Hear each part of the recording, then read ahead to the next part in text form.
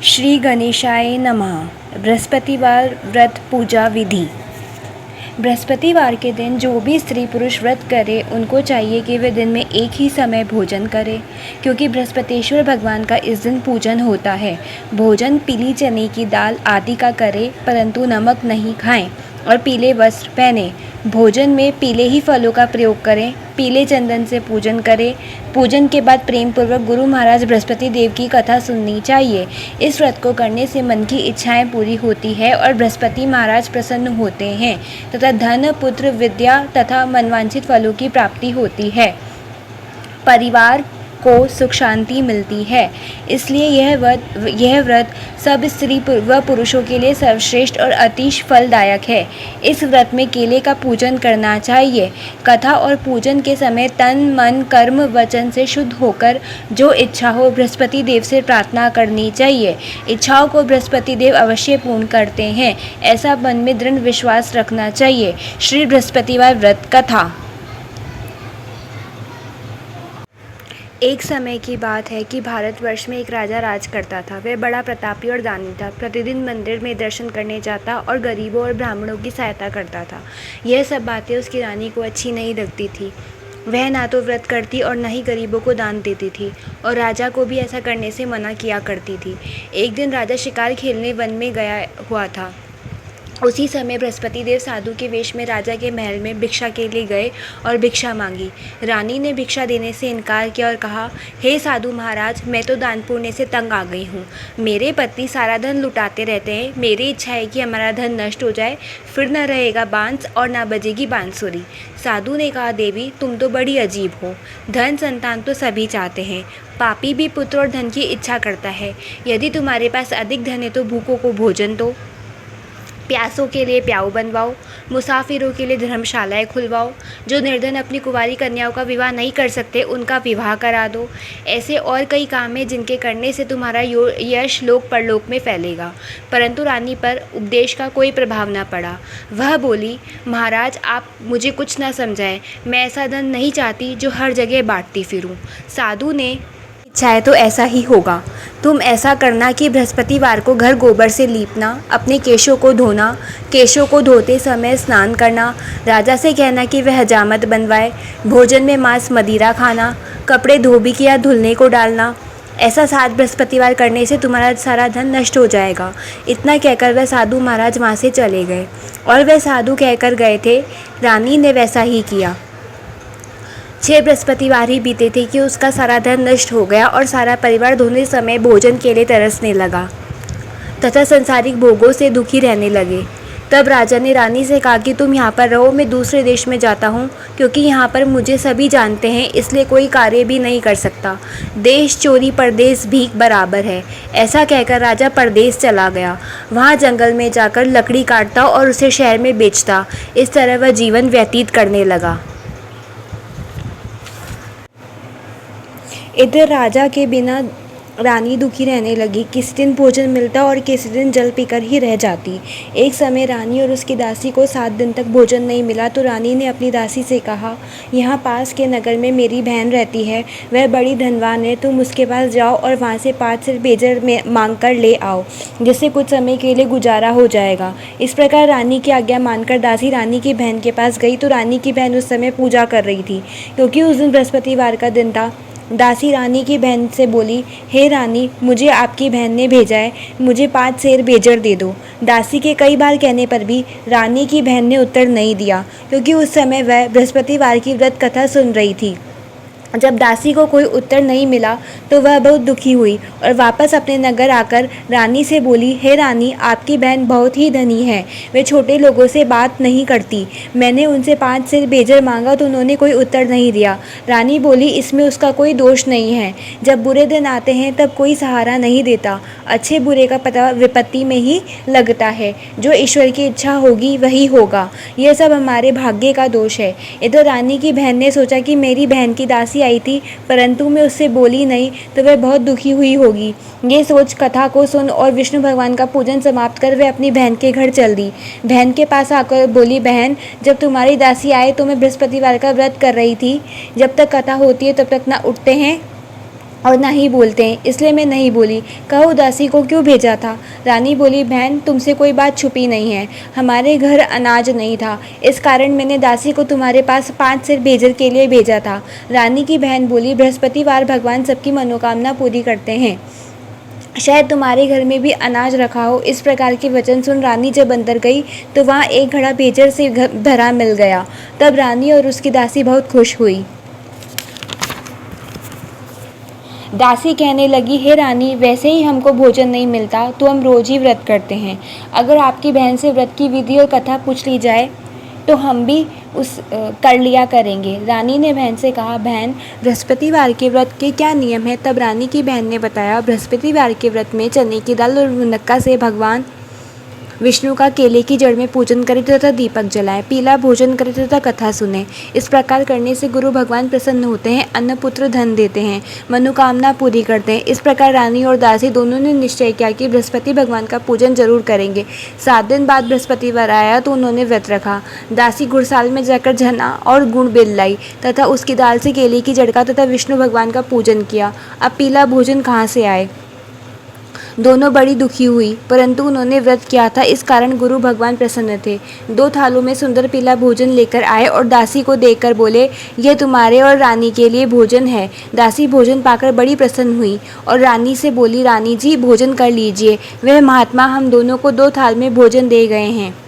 इस प्रकार रानी और दासी ने गुरु भगवान को नमस्कार कर भोजन प्रारंभ किया तथा अब वे प्रत्येक बृहस्पतिवार को गुरु भगवान का व्रत और विष्णु भगवान का पूजन करने लगी। बृहस्पतिवार भगवान की कृपा से रानी के पास फिर से धन हो गया। रानी और दासी विचार करने लगी कि न जाने हमारे राजा किस हाल में होंगे, उनकी कोई खोज खबर नहीं है। उन्होंने गुरु भगवान से प्रार्थना की। उधर राजा दुखी होकर जंगल में एक पेड़ के नीचे आसन जमाकर बैठ गया। वह अपनी पुरानी बातों को याद करके रोने लगा। तब उस जंगल में बृहस्पति देव एक साधु का रूप धारण करके आए और राजा के सामने आकर बोले, हे लकड़हारे, इस सुनसान जंगल में तुम किस चिंता में हो? राजा ने दोनों हाथ जोड़कर प्रणाम किया और उत्तर दिया, महात्मा जी आप सब कुछ जानते हैं, मैं क्या कहूँ। ये कहकर वह रोने लगा और साधु को आत्मकथा सुनाई। महात्मा जी ने कहा, तुम्हारी पत्नी ने बृहस्पति के दिन वीर भगवान का निरादर किया था, जिसके कारण तुम्हारी ये दशा हुई। अब तुम चिंता को दूर करके मेरे कहने पर चलो तो तुम्हारे सब कष्ट दूर हो जाएंगे और भगवान पहले से भी अधिक संपत्ति देंगे। देखो तुम्हारी पत्नी ने बृहस्पतिवार का व्रत आरंभ कर दिया है और तुम भी बृहस्पतिवार का व्रत करके चने की दाल व गुड़ को जल के लोटे में डालकर केले का पूजन करो, फिर कथा करो और सुनो। ऐसा करने से भगवान तुम्हारी सब कामनाएं पूरी करेंगे। साधु के ऐसे वचन सुनकर राजा बोला, हे प्रभु, मुझे लकड़ी बेचकर इतना पैसा नहीं मिलता जिससे भोजन करने के उपरांत कुछ बचा सकूं। मैंने रात सपने में अपनी पत्नी को व्याकुल देखा है, मेरे पास कुछ भी नहीं जिससे उसकी खबर मंगा सकूं। साधु ने कहा, हे राजन, तुम किसी बात की चिंता मत करो। बृहस्पति के दिन तुम रोजाना की तरह लकड़ियाँ लेकर शहर जाओ, तुमको रोज से दुगुना धन प्राप्त होगा, जिससे तुम भली भांति भोजन कर लोगे तथा बृहस्पति देव की पूजा का सामान भी आ जाएगा। बृहस्पतिवार की कहानी निम्न प्रकार से है। बृहस्पति देव की कहानी। प्राचीन काल में एक ब्राह्मण था। वह बहुत ही निर्धन था, उसकी कोई भी संतान नहीं थी। वह नित्य पूजा पाठ करता, परंतु उसकी पत्नी बहुत मलिनता के साथ रहती थी। वह न स्नान करती, न किसी देवता की पूजा करती। प्रातःकाल उठते ही भोजन करती, बाद में कोई अन्य कार्य करती थी। इससे ब्राह्मण बहुत दुखी था। भगवान की कृपा से ब्राह्मण के यहाँ एक कन्या पैदा हुई। धीरे धीरे वह कन्या बड़ी होने लगी। वे प्रातः स्नान करके विष्णु भगवान का जाप करने लगी, बृहस्पतिवार का व्रत करने लगी। अपनी पूजा पाठ को समाप्त कर पाठशाला जाती और अपनी मुट्ठी में जौ भरकर मार्ग में डालती जाती। वही जो सोने के जो जाते तो लौटते समय उनको बीनकर घर ले आती थी। एक दिन वह कन्या सूप में सोने के जौ साफ कर रही थी तो उसकी माँ ने देख लिया और कहा, बेटी, सोने के जौ को फटकने के लिए सोने का सूप होना चाहिए। अगले दिन बृहस्पतिवार था। उस कन्या ने व्रत रखा और बृहस्पति देव से प्रार्थना की, हे प्रभु, यदि मैंने आपकी पूजा सच्चे मन से की है तो मुझे सोने का सूप दे दो। बृहस्पति देव ने उसकी प्रार्थना स्वीकार कर ली। रोजाना की तरह वह जौ फैलाती हुई पाठशाला गई और जब लौटकर जौ बीन रही थी तो बृहस्पति देव की कृपा से रास्ते में सोने का सूप मिला तो वह इसे घर ले आई। एक दिन की बात है, वह कन्या सोने के सूप में जौ साफ कर रही थी। उस समय उस नगर का राजपुत्र वहाँ से होकर निकला। इस कन्या के रूप को देखकर वह मोहित हो गया। अपने घर आकर भोजन तथा जल त्याग कर उदास होकर लेट गया। राजा को जब इस बात का पता लगा तो अपने मंत्रियों के साथ अपने पुत्र के पास गए और बोले, पुत्र, तुम्हें किस बात का कष्ट है? किसने तुम्हारा अपमान किया अथवा कोई और कारण है तो बताओ। मैं वही कार्य करूँगा जिससे तुम्हें प्रसन्नता हो। राजकुमार अपने पिता से बोला, पिताजी मैं उस लड़की के साथ विवाह करना चाहता हूँ जो सोने के सूप में जौ साफ कर रही थी। ये सुनकर राजा बोला, पुत्र यदि ऐसा है तो उस कन्या का पता बताओ, मैं उसके साथ तुम्हारा विवाह अवश्य करूँगा। राजकुमार ने अपने पिता को उस लड़की के घर का पता बताया। राजकुमार के बताए गए पते के अनुसार मंत्री उस लड़की के घर गए और ब्राह्मण कन्या का विवाह राजकुमार के साथ संपन्न हो गया। कन्या का विवाह होते ही ब्राह्मण के घर में पहले की भांति गरीबी आ गई। अब भोजन के लिए भी अन्न बड़ी मुश्किल से मिलता था। एक दिन ब्राह्मण अपनी पुत्री के पास गया। बेटी ने पिता से सारा हाल पूछा। तब ब्राह्मण ने सारा हाल कहा सुनाया। कन्या से बहुत सा धन देकर पिता को विदा किया। इस तरह ब्राह्मण का कुछ समय सुखपूर्वक बीता। कुछ दिन बाद फिर वही हाल हो गया। ब्राह्मण फिर अपनी बेटी के यहाँ गया और सारा हाल बताया तो बेटी बोली, पिताजी आप माताजी को यहाँ ले आइए, मैं उन्हें वह विधि बता दूंगी जिससे आपकी गरीबी दूर हो जाएगी। जब वह ब्राह्मण अपनी पत्नी को लेकर बेटी के घर पहुँचा तो उसने अपनी माँ को समझाते हुए कहा, माँ तुम प्रातःकाल उठकर स्नान आदि करके विष्णु भगवान का पूजन करो तो सब दरिद्रता दूर हो जाएगी। परंतु उसकी माँ ने उसकी एक बात ना मानी। वह प्रातःकाल उठकर भोजन कर लेती थी। एक दिन उसकी बेटी का बहुत क्रोध आया और उसने अपनी माँ को एक रात कोठरी में बंद कर दिया। प्रातःकाल उसने माँ को कोठरी से निकालकर स्नान आदि करा के पूजा पाठ करवाया तो उसकी माँ की बुद्धि ठीक हो गई और फिर प्रत्येक बृहस्पतिवार को व्रत रखने लगी। इस व्रत के प्रभाव से उसकी माँ भी बहुत ही धनवान तथा पुत्रवती हो गई और बृहस्पति देव की कृपा से ब्राह्मण तथा उसकी पत्नी इस लोक से सुख भोग कर स्वर्ग को प्राप्त हुए। इस तरह कहानी कहकर साधु वहाँ से अंतर्ध्यान हो गए। जब बृहस्पतिवार का दिन आया तो राजा जंगल से लकड़ी काटकर शहर में बेचने गया। उसे उस दिन और दिनों की अपेक्षा अधिक धन मिला। राजा ने चना गुड़ आदि लाकर बृहस्पतिवार का व्रत किया, परंतु जब दोबारा बृहस्पतिवार का दिन आया तो व्रत करना भूल गया। इस कारण बृहस्पति देव नाराज हो गए। उस दिन उस नगर के राजा ने विशाल यज्ञ का आयोजन किया तथा शहर में यह घोषणा करा दी कि कोई भी मनुष्य अपने घर में भोजन न चूल्हा जलाए। समस्त जनता मेरे यहाँ भोजन करने आए। इस आज्ञा को जो न मानेगा उसे फांसी की सज़ा दी जाएगी। इस तरह की घोषणा संपूर्ण नगर में करवा दी गई।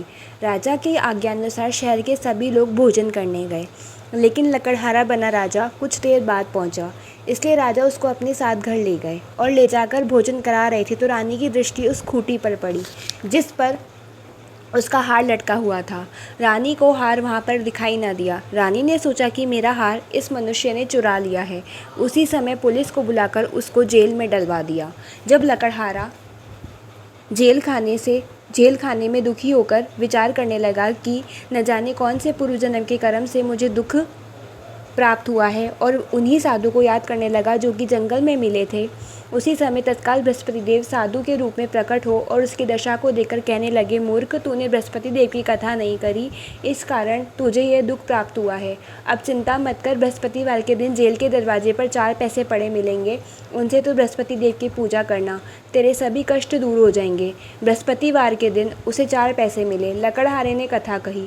उसी रात्रि को बृहस्पति देव ने उस नगर के राजा को स्वप्न में कहा, हे राजा, तुमने जिस आदमी को जेल में बंद कर दिया है वह निर्दोष है, वह राजा हैं, उसे छोड़ देना। रानी का हार उसी खूंटी पर लटका है, अगर तुम ऐसा नहीं करोगे तो मैं तुम्हारे राज्य को नष्ट कर दूंगा। इस तरह रात्रि के स्वप्न को देखकर राजा प्रातःकाल उठा और खूंटी पर हार देखकर लकड़हारे को बुलाकर क्षमा मांगी तथा लकड़हारे को योग्य सुंदर वस्त्र व आभूषण देकर विदा किया। बृहस्पति देव की आज्ञा अनुसार लकड़हारा अपने नगर को चल दिया। राजा जब अपने नगर के निकट पहुंचा तो उसे बड़ा आश्चर्य हुआ। नगर में पहले से अधिक बाग, तालाब और कुएं तथा बहुत सी धर्मशालाएं, मंदिर आदि बन गए थे। राजा ने पूछा, ये किसके बाग और धर्मशालाएं हैं? तब नगर के लोग कहने लगे, यह सब रानी ने बनवाए हैं। तो राजा को आश्चर्य हुआ। जब रानी ने यह खबर सुनी कि राजा आ रहे हैं तो उसने उस बांदी से कहा, दासी देख, राजा हमें कितनी बुरी हालत में छोड़ गए थे, कहीं वह लौट न जाए, इसलिए तो दरवाजे पर खड़ी हो गई। राजा आए तो उन्हें अपने साथ लेवा लाई। तब रानी ने कहा, हमें यह सब धन बृहस्पति देव के प्रभाव से प्राप्त हुआ है। राजा ने निश्चय किया कि 7 दिन बाद तो सभी बृहस्पति देव का पूजन करते हैं, परंतु मैं प्रतिदिन 3 बार कहानी कहा करूंगी और व्रत किया करूंगी। अब हर समय रोज राजा के दुपट्टे में चने की दाल बंधी रहती तथा दिन में 3 बार कहानी कहता। एक दिन राजा ने विचार किया कि चलो अपनी बहन के यहाँ हो आए। इस तरह का विचार कर राजा घोड़े पर सवार हो अपनी बहन के यहाँ चलने लगा। मार्ग में उसने देखा कि कुछ आदमी मुर्दे को लिए जा रहे हैं। उन्हें रोककर राजा कहने लगा, भाइयों मेरी बृहस्पति देव की कहानी सुन लो। वे बोले, हमारा तो आदमी मर गया है और इसको अपनी कथा की पड़ी है। परंतु कुछ आदमी बोले, अच्छा कहो, हम तुम्हारी कथा भी सुनेंगे। राजा ने दुपट्टे से चने की दाल निकाली और जैसे ही कथा आदि हुई तो मुर्दा हिलने लग गया, और जब कथा समाप्त हो गई तो राम राम करके मुर्दा उठकर खड़ा हो गया। आगे मार्ग में उसे एक किसान खेत में हल चलाता मिला। राजा ने उसे देखा और उससे बोला, अरे भैया, तू मेरी बृहस्पति देव की कथा सुन लो। किसान बोला, जब तक तुम्हारी कथा सुनूंगा तब तक 4 हरैये और जोत लूँगा। जाओ अपनी कथा किसी और को सुनाना। इस तरह राजा आगे चलने लगा। राजा के हटते ही बैल पछड़कर खाकर गिर गए तथा किसान के पेट में बड़ी जोर का दर्द होने लगा। उस समय उसकी माँ रोटी लेकर आई थी। उसने जब ये देखा तो अपने पुत्र से सब हाल पूछा और बेटे ने सारा हाल कह दिया। तो बुढ़िया दौड़ी दौड़ी उस राजा के पास आई और उससे बोली, मैं तुम्हारी कथा सुनूंगी, तुम अपनी कथा मेरे खेत पर चलकर ही कहना। राजा ने बुढ़िया के खेत पर जाकर कथा कही, जिसके सुनते ही वे बैल उठ खड़े हुए तथा किसान के पेट का दर्द बंद हो गया। राजा अपनी बहन के घर पहुंचा। बहन ने भाई की खूब खातिर की। दूसरे दिन प्रातःकाल राजा जागा तो वह देखने लगा कि सब लोग भोजन कर रहे हैं। राजा ने अपनी बहन से पूछा, ऐसा कोई मनुष्य है जिसने भोजन नहीं किया हो और जो मेरी बृहस्पति देव की कथा सुन ले? बहन बोली, भैया ये नगर ऐसा ही है। पहले यहाँ लोग भोजन करते हैं, बाद में अन्य कई काम करते हैं। अगर कोई पड़ोस में हो तो देखाओ। वह ऐसा कहकर देखने चली गई, परंतु उसे ऐसा कोई व्यक्ति नहीं मिला जिसने भोजन नहीं किया था। अंत में वह एक कुम्हार के पास घर गई, जिसका लड़का बहुत ही बीमार था। उसे मालूम हुआ कि उनके यहाँ 3 दिन से किसी ने भोजन नहीं किया है। रानी ने अपने भाई की कथा सुनने के लिए कुमार से कहा तो वह तैयार हो गया। राजा ने जाकर बृहस्पति देव की कथा कही, जिसको सुनकर उसका लड़का ठीक हो गया। अब तो राजा की प्रशंसा होने लगी। एक दिन राजा ने बहन से कहा, बहन हम अपने घर को जाएंगे, तुम भी तैयार हो जाओ। राजा की बहन ने अपनी सास से पूछा। सास ने कहा, हाँ चली जाओ, परंतु अपने लड़कों को मत ले जाना, क्योंकि तुम्हारे भाई की कोई औलाद नहीं है। बहन ने अपने भाई से कहा, भैया मैं तो चलूंगी, परंतु कोई बालक नहीं जाएगा। राजा बोला, जब कोई बालक नहीं चलेगा तब तुम क्या करोगी? बड़े दुखी मन से राजा अपने नगर को लौट आया। राजा ने अपनी पत्नी से कहा, हम निर्वंशी राजा हैं, हमारा मुंह देखने का धर्म नहीं है, और उसने कुछ भोजन आदि नहीं किया। रानी बोली, बृहस्पति देव ने हमें सब कुछ दिया है, हमें औलाद अवश्य देंगे। उसी रात को बृहस्पति देव ने राजा से स्वप्न में कहा, राजा उठ, सभी सोच त्याग दे, तेरी रानी गर्भ से है। राजा को ये बात सुनकर बड़ी खुशी हुई। 9वें महीने में उसके गर्भ से एक सुंदर पुत्र पैदा हुआ। तब राजा बोला, रानी स्त्री बिना भोजन के रह सकती है, बिना औलाद के नहीं रह सकती। जब मेरी बहन आए तो तुम उससे कुछ कहना मत। रानी ने सुनकर हाँ कर दिया। जब राजा की बहन ने ये शुभ समाचार सुना तो वह बहुत खुश हुई तथा बधाई लेकर अपने भाई के यहाँ आई। तभी रानी ने कहा, घोड़ा चढ़कर तो नहीं आई, गधा चढ़ी आई। राजा की बहन बोली, भाभी मैं इस प्रकार ना कहती तो तुम्हें औलाद कैसे मिलती? बृहस्पति देव ऐसे ही हैं, जैसी जिसकी मन में कामनाएं हैं सभी को पूर्ण करते हैं। जो सद्भावना पूर्वक बृहस्पतिवार का व्रत करता है एवं कथा पढ़ता है अथवा सुनता है, बृहस्पति देव उसकी मनोकामना पूर्ण करते हैं। भगवान बृहस्पति देव उसकी सदैव रक्षा करते हैं। संसार में सद्भावना से भगवान जी का पूजन व्रत करके सच्चे हृदय से उनका मनन करते हुए जयकारा बोलना चाहिए। बोलो बृहस्पति देवता की जय, विष्णु भगवान की जय। आरती बृहस्पति देवता की। ओम जय बृहस्पति देवा, स्वामी जय बृहस्पति देवा, छिन छिन भोग लगाऊं फल मेवा। ओम जय बृहस्पति देवा, तुम पूर्ण परमात्मा, तुम अंतर्यामी, स्वामी तुम अंतर्यामी। जगत पिता जगदीश्वर, तुम सबके स्वामी। ओम जय बृहस्पति देवा, चरणामृत निज निर्मल, सब पातक हरता, स्वामी सब पातक हरता। सकल मनोरथ दायक, कृपा करो भरता। ओम जय बृहस्पति देवा, तन मन धन अर्पण कर, जो जन शरण पड़े, स्वामी जो जन शरण पड़े। प्रभु प्रकट तब होकर, आकर द्वार खड़े। ओम जय बृहस्पति देवा, दीन दयाल दयानिधि भक्तन हितकारी, स्वामी भक्तन हितकारी। पाप दोष सब हरता, पाप दोष सब हरता, भव बंधन हारी। ओम जय बृहस्पति देवा, सकल मनोरथ दायक, सब संशय तारो, स्वामी सब संशय तारो। विषय विकार मिटाओ, विषय विकार मिटाओ, संतन सुखकारी। ओम जय बृहस्पति देवा, जो कोई आरती तेरी प्रेम सहित गावे, स्वामी प्रेम सहित गावे। ज्येष्ठानंद बंद सो सो निश्चय पावे। ओम जय बृहस्पति देवा। सब बोलो विष्णु भगवान की जय, बोलो बृहस्पति देव भगवान की जय। श्री विष्णु जी की आरती। ओम जय जगदीश हरे, प्रभु जय जगदीश हरे। भक्त जनों के संकट, दास जनों के संकट, क्षण में दूर करे। ओम जय जगदीश हरे। जो ध्यावे फल पावे, दुख बिन से मन का, सुख संपत्ति घर आवे, कष्ट मिटे तन का। ओम जय जगदीश हरे। मात पिता तुम मेरे, शरण पड़ूँ मैं किसकी, स्वामी शरण पड़ूँ मैं किसकी।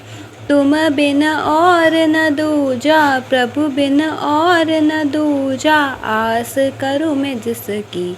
ओम जय जगदीश हरे। तुम पूरन परमात्मा, तुम अंतर्यामी, स्वामी तुम अंतर्यामी। पार ब्रह्म परमेश्वर, पार ब्रह्म परमेश्वर, तुम सबके स्वामी। ओम जय जगदीश हरे। तुम करुणा के सागर, तुम पालन करता, स्वामी तुम रक्षक करता। मैं मूरख कल कामी, मैं सेवक तुम स्वामी, कृपा करो भरता। ओम जय जगदीश हरे। तुम हो एक अगोचर, सबके प्राणपति, स्वामी सबके प्राणपति। किस विधि मिलऊँ दया मैं तुमको कुमति। ओम जय जगदीश हरे। दीन बंधु दुख हरता, तुम ठाकुर मेरे, स्वामी तुम रक्षक मेरे। अपने हाथ उठाओ, अपने हाथ उठाओ, द्वार पड़ा तेरे। ओम जय जगदीश हरे। विषय विकार मिटाओ, पाप हरो देवा, स्वामी पाप हरो देवा। शरदा भक्ति बढ़ाओ, शरदा प्रेम बढ़ाओ, संतन की सेवा। ओम जय जगदीश हरे, स्वामी जय जगन्नाथ हरे। अगर आप लोगों को ये वीडियो पसंद आया हो तो प्लीज़ मेरे चैनल को सब्सक्राइब कीजिए और कमेंट कीजिए। विष्णु भगवान की जय। ओम नमो भगवते वासुदेवाय नमः। जय हो विष्णु भगवान, जय हो माँ लक्ष्मी। लक्ष्मी विष्णु भगवान की जय।